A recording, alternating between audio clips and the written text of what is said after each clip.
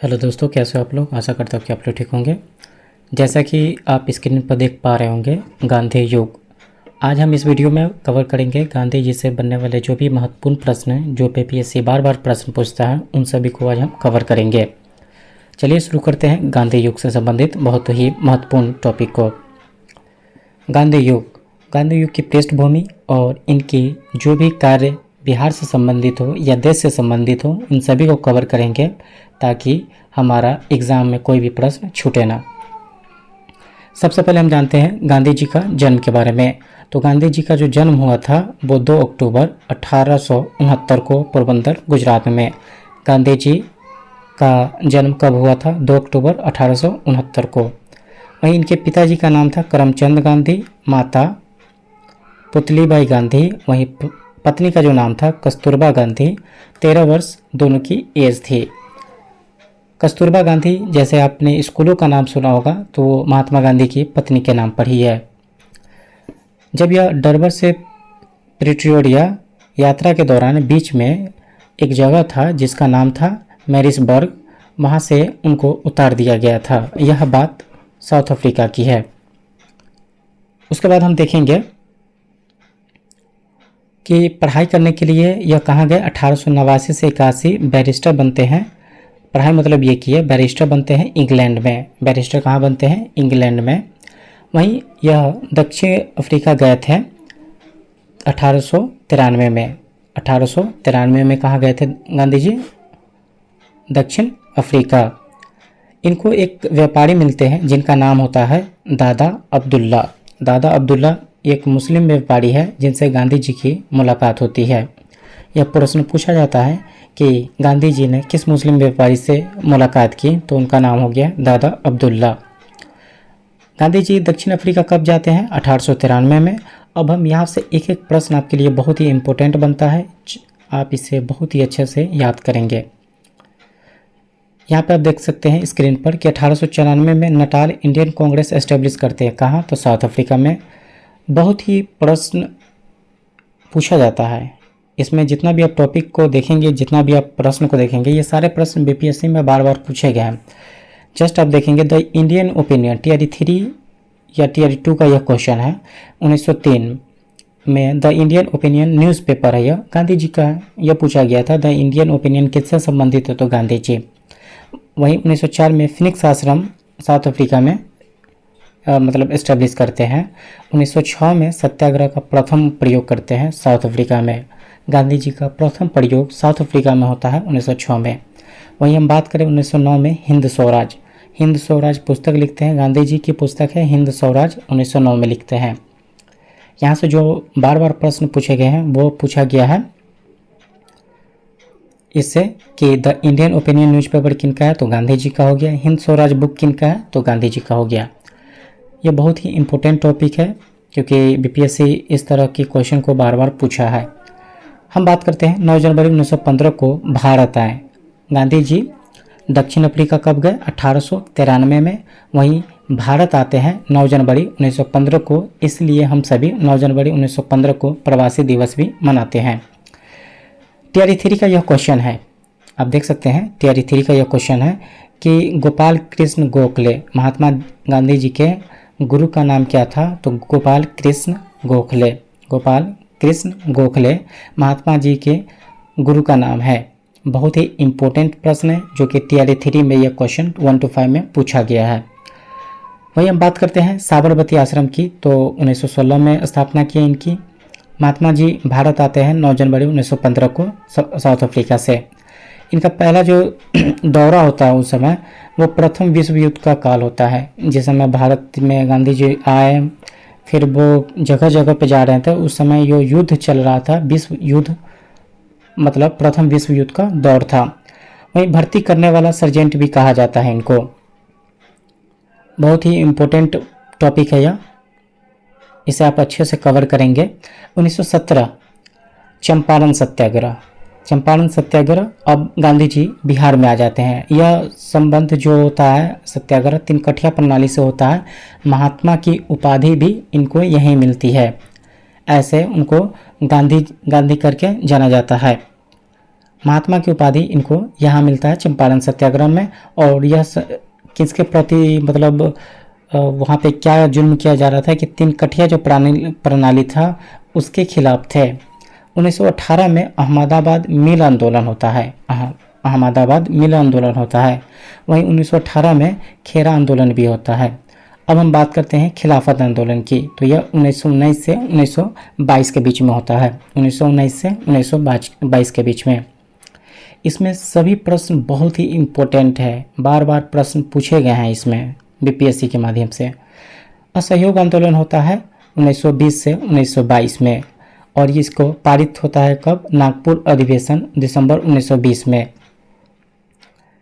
जब बिहार में या भारत में अंग्रेजों द्वारा जो कार्य किया जा रहा था उसको एनी बेसेंट ने उस कार्य को कहा गया था कि मूर्खतापूर्ण कार्य है। बार बार ये पारित कर रहे थे गांधी जी और उसे रिजेक्ट कर दिया जा रहा था अंग्रेजों की तरफ से। तो एनी बेसेंट ने उस समय कहा था कि मूर्खतापूर्ण कार्य है कि गांधी जी के प्रस्ताव को वो बार बार मतलब ठुकरा दे रहे हैं। वहीं 5 फरवरी 1922 को चौरी चौरा कांड होता है। यह बहुत ही मतलब गांधी जी का प्रण था कि हम इसमें वायलेंस बिल्कुल भी नहीं करेंगे, यह नॉन वायलेंस मूवमेंट है। लेकिन इसमें वायलेंस होता है कब? 5 फरवरी 1922 को। तब जाके गांधी जी 11 फरवरी 1922 को इस चीज़ को वापस ले लेते हैं, असहयोग आंदोलन को। और यह गांधी जी का पहला सबसे बड़ा संघर्ष माना जाता है, गांधी जी का पहला सबसे बड़ा संघर्ष माना जाता है। कुछ यहाँ पे देखेंगे हम स्वराज पार्टी के बारे में। स्वराज पार्टी से संबंधित जो प्रश्न पूछता है वो CR दास और इनके संस्थापक जो हो गए मोतीलाल नेहरू हो गए। और एक और सवाल यहाँ से बनता है, जो गांधी दास समझौता कब हुआ था? 1924 में। 1924 में हुआ था गांधी दास समझौता। इससे यह प्रश्न बनता है। आगे हम देखेंगे सविनय अवज्ञा आंदोलन। सविनय अवज्ञा आंदोलन जो हुआ था 1930 से 34 के बीच में। वहीं उन्हें असहयोग आंदोलन हुआ था 1920 से 1922 के बीच में। आपसे प्रश्न बार बार पूछा जाता है। खिलाफत आंदोलन जो समय था वो 1919 से था। 1930 में 11 सूत्री की मांग करते हैं इरविन के पास। गांधी जी 1930 में 11 सूत्री की मांग करते हैं इरविन के पास। दांडी मार्च निकलता है 12 मार्च 1930 से 6 अप्रैल 1930 को। 78 सहयोगी होते हैं उसमें, और कितना दूरी करते हैं तय? 24 मील दूरी तय करते हैं। 24 मील दूरी तय करते हैं और इसमें टोटल सहयोगी जो होते हैं 78 होते हैं। सुभाष चंद्र बोस जो कि नेपोलियन और मुसोलिनी की यात्रा करते हैं। अब हम देखेंगे यहाँ पे गोलमेज सम्मेलन। गोलमेज सम्मेलन की बात करें तो 1930 में होता है जिसमें कांग्रेस भाग नहीं लेती है। 1931 में होता है जिसमें दोनों गांधी जी और कांग्रेस दोनों भाग लेते हैं। और 1932 में जो होता है उसमें कांग्रेस भाग नहीं लेते हैं। लेकिन एक महत्वपूर्ण सवाल यहाँ से बनता है यह कि प्रथम गोलमेज सम्मेलन कब हुआ था? 1930 में। द्वितीय 1931 में। तृतीय 1932 में। किस गोलमेज सम्मेलन में गांधी जी और कांग्रेस भाग लेते हैं? तो वो हो गया 1931 में। किस गोलमेज सम्मेलन में गांधी जी मतलब और कांग्रेस दोनों भाग नहीं लेते हैं? तो वो हो गया 1930 और 1932। अब सबसे बड़ा प्रश्न यह बनता है जो बार बार बीपीएससी ने पूछा है कि किसने तीनों गोलमेज सम्मेलन में यानी कि 1930, 1931, 1932 तीनों गोलमेज सम्मेलन में भाग लिया? तो वो थे BR अम्बेडकर जी, भीमराव अम्बेडकर जी। तीनों सम्मेलन में इन्होंने भाग लिया। उस समय ब्रिटेन के जो प्रधानमंत्री थे वो मैकडोनल्ड थे। ब्रिटेन के प्रधानमंत्री कौन थे? मैकडोनल्ड।